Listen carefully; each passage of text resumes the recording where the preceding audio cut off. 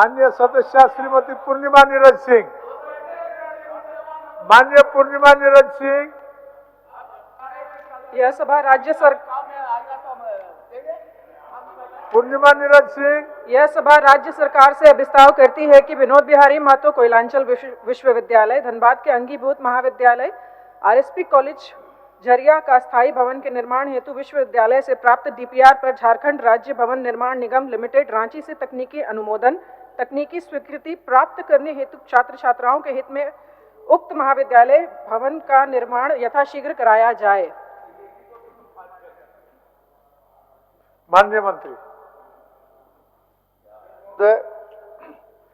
इसका डीपीआर तैयार कर लिया गया है और आगे की प्रक्रिया जो तकनीकी स्वीकृति और इसका अनुमोदन की प्रक्रिया बहुत जल्द पूरी करके मैं आश्वस्त कराना चाहूँगा माननीय सदस्य को कि ये निर्माण कार्य अगले वित्तीय वर्ष में निश्चित रूप से शुरू हो जाएगा।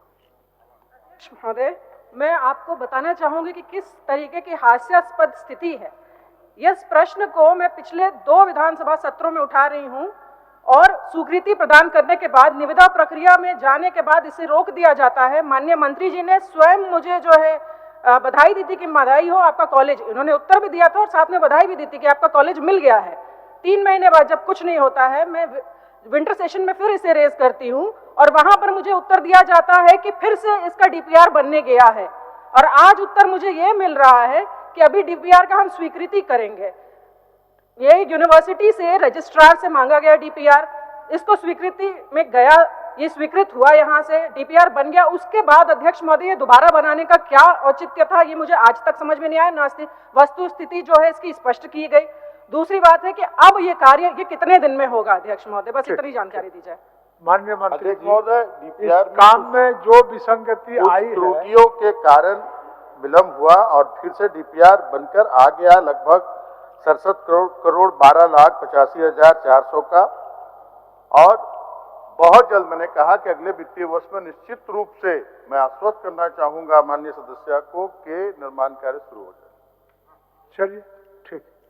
अध्यक्ष महोदय, अगले वित्तीय वर्ष का बहुत ज्यादा समय बचा नहीं है, बहुत कम समय बचा है, शुरू आप अध्यक्ष महोदय बोल रहे हैं, आपके आसन से हम नहीं बोल रहे हैं, माननीय मंत्री जी बोल रहे हैं।